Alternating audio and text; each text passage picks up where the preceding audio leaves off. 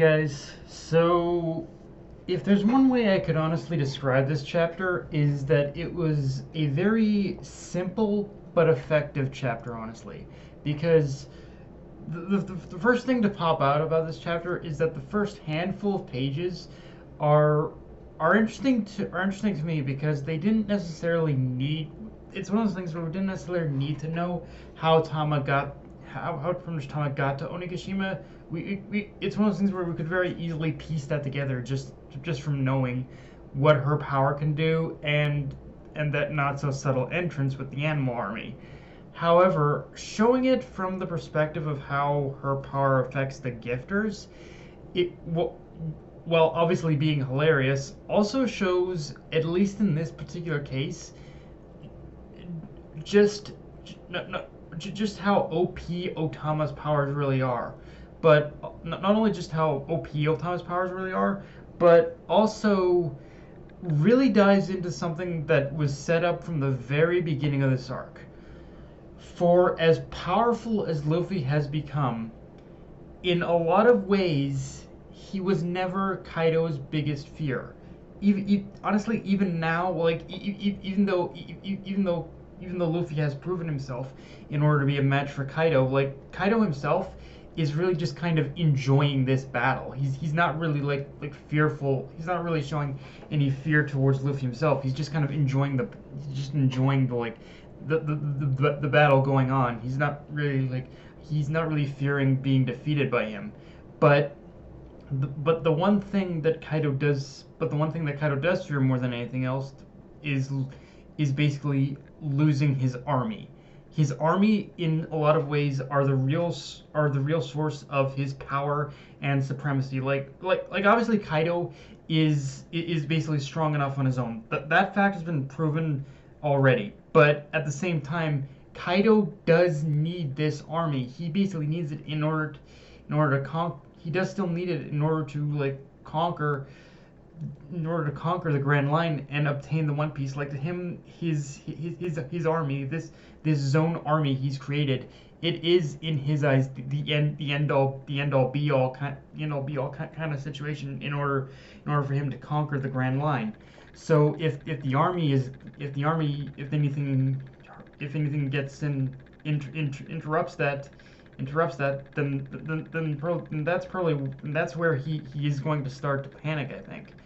And the and as of right now, that fear of losing that power, that source of supremacy he has, is manifesting itself in the form of Tama. He just doesn't know it yet.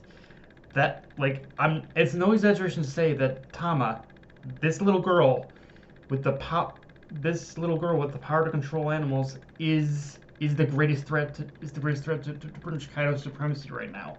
I don't think I'm exaggerating. Tama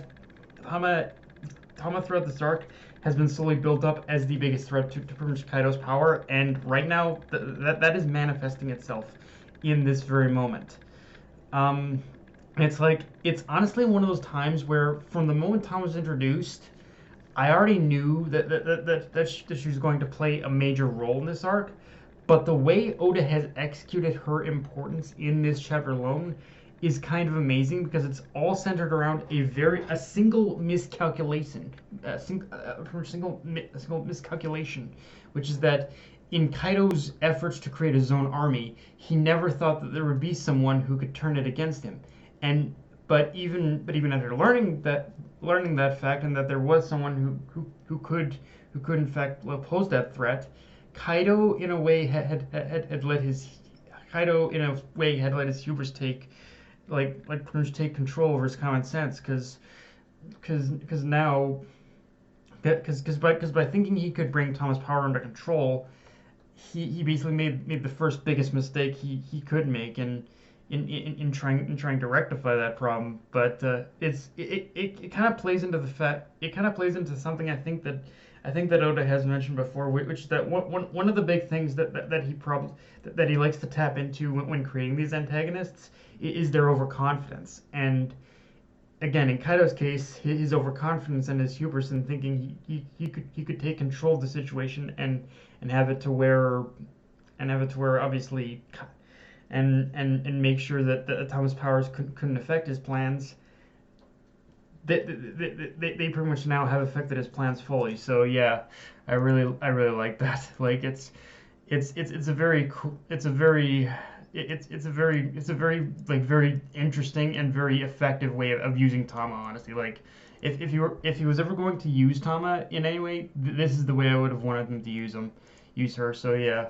Um, with that said, the chapter ends on a very ominous note with someone supposedly saying the pretty much samurai the French Akazeya samurai from death. And this is one of those times where I definitely have to go back and read through any previous chapters of this arc and search for any clues I might have missed, because unless someone wants to put down their best guess in the comment section of who this like mystery person can be, I've got no clue who the hell this is. Like honestly, like as far as who this person is, like who's saving the Yakuza 9.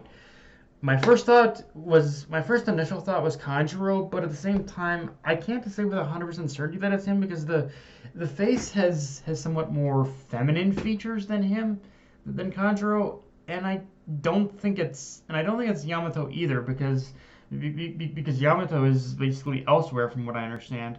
So like, honestly, the only other person I know who this might be is Joy Boy, but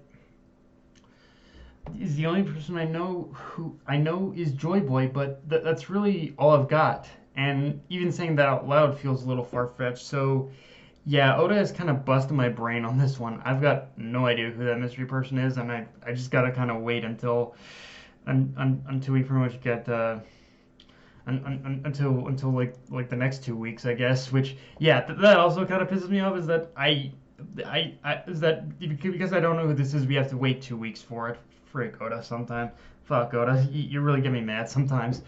Um, but that's but one thing I definitely like with this whole thing about this mystery person's arrival, plus Tama just wrecking everything with her power, is how much confusion it's causing is causing for is basically causing for is pretty much causing for pretty much Cypherpole, because even though Cypherpole's like perspective was only shown through pretty much the spy who's viewing all this, you just know all this chaos is really throwing their plan through the ringer, like, and all this chaos is just causing too much problems for them. Like, even if it works within their strategy, it's going to be hard for them to kind of like, in order for them to kind of like, in order to factor in order to reroute anything and try to adapt, I think, in this case.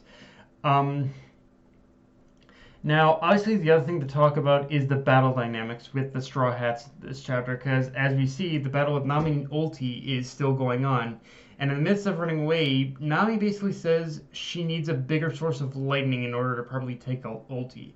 Which, yeah, obviously that got me raising it got me raising an eyebrow for sure, because unless there's someone else within the current vicinity who can produce a strong enough electrical charge, I think we all know where this is headed. Like, Zeus is the only one who can produce a strong enough electrical charge in order for Nami to take out Ulti, but that would also require coming face to face with Big Mom again. And given the current circumstances of the battle against the two Yonko, I hesitate to say this, but Nami might be the only one currently who can take Big Mom out. I mean, if that happens, like obviously if that happens, I can see a lot of people calling bullshit on it. But it is also well known that Nami does have a masterful knowledge of the weather against someone like Big Mom. That is the best strength to have, really. Like Big Mom's whole power is based around the weather, and Nami has a near masterful control of that kind of thing. So really, Nami is the ideal candidate in order not only take out Big Mom, but use that power to take out Ulti as well. Now.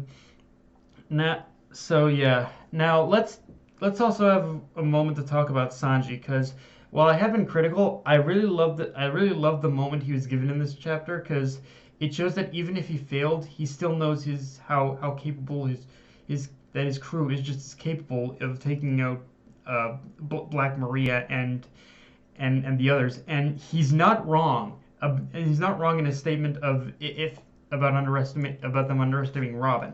If you underestimate Nico Robin, you will be a body on the floor. That is just an undeniable fact. And now I'm just hyped to see how she'll take out Black Maria and her cronies. Like that's like my top tier. Like okay, I need to see how this plays out kind of thing. But yeah, guys, that's all I got for this review. If you enjoyed the video, like, comment, subscribe. Follow me on Twitter, Facebook, and Control. Dead Knight of Anime, signing off. Later, guys.